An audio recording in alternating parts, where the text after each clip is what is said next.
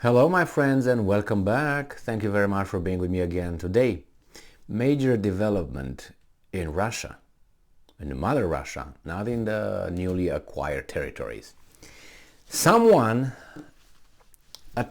blew up a military facility in Russia, a nuclear airbase, just 150 miles from Moscow.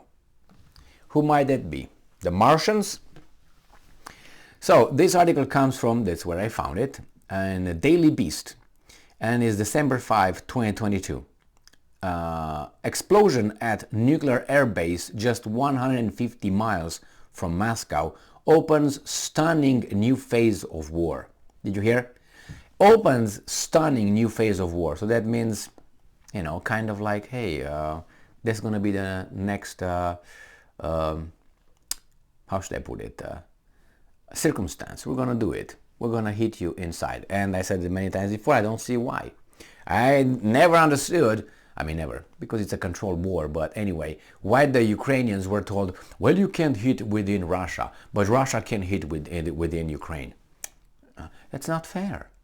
In the name of equity and fairness, we should change that. And I think they just did.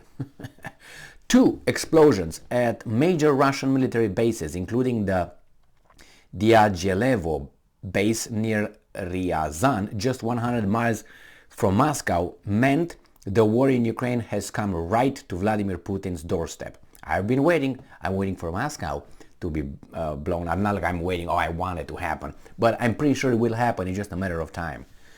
The explosions, which may have been missile or drone strikes, but that has yet to be confirmed, suggest that whoever is behind them wanted to strike fear right in the heart of Russia.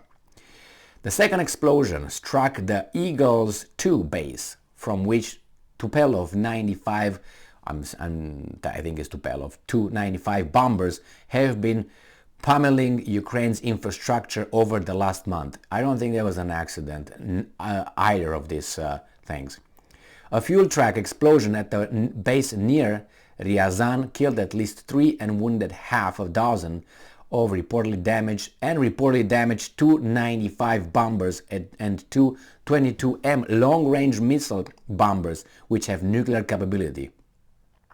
A fuel truck explosion. I don't believe it was just the explosion. That explosion blew up, at least 2 kind of bombers? Really? Not impossible, but I'm a little bit skeptical about the story that, maybe it was an accident, Video posted on social media suggests that the telltale whistle of the fighter jet, telltale whistle of the fighter jet or missile can be heard just before the Saratov base explosion, according to The Guardian. Monday afternoon, so all this comes from The Guardian. Monday afternoon, several people in Crimea reported hearing explosions there, suggesting a coordinated effort. So you can find it in The Guardian, I'm guessing. Kremlin spokesman Dmitry Peskov confirmed that Putin had been advised of the situation, but did not speculate on who might be behind it, saying quite unbelievably that he had only read about it in the media, according to reports at a briefing on Monday. Almost immediately after reports, air raid sirens across Ukraine hurled a barrage of missile strikes, with many targeting Zaporozhye. Now, Roman Busargin, governor of the Saratov region, where the Eagles 2 base is housed, wrote on Telegram that law enforcement agencies were chasing information about incidents at military facilities, adding that no emergencies have occurred in the city's residential area. Ukraine Interior Minister Anton Gerashchenko posted images of the explosion on Telegram, suggesting they were watching closely, and I'm quoting, some sources reported that this morning planes based on Eagles and Ryazan airfields were scheduled to bomb Ukrainian energy infrastructure yet again, Gerashchenko wrote on Monday morning. So,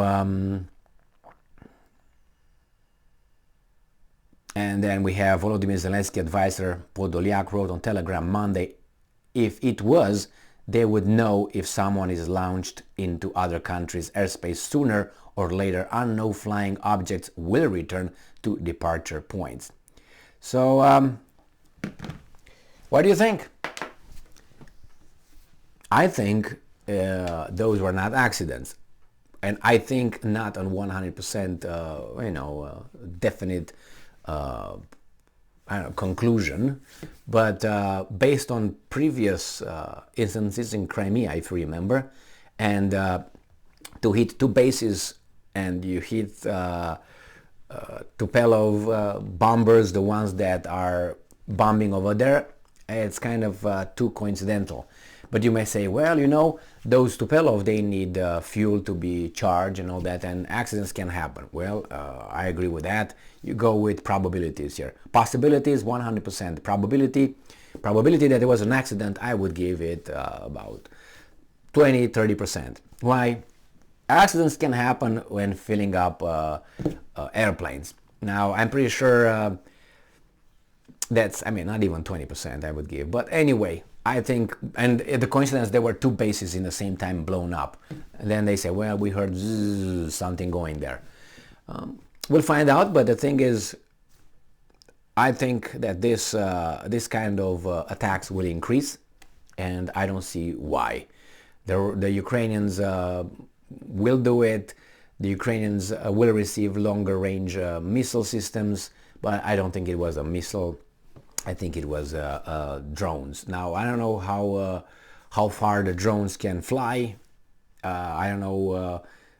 They didn't have to probably take off from Ukraine to go to Moscow. It's kind of like a long distance, but they can take off from closer range, transported with trucks and whatever. You can transport drones and assembling them in a hall, and that's it. You release them. So I don't think this is, as I said, an accident. How is Russia going to retaliate? Probably doing the same old, hitting infrastructure, Ukrainian infrastructure, and more destruction. That's, I think, how they're going to do.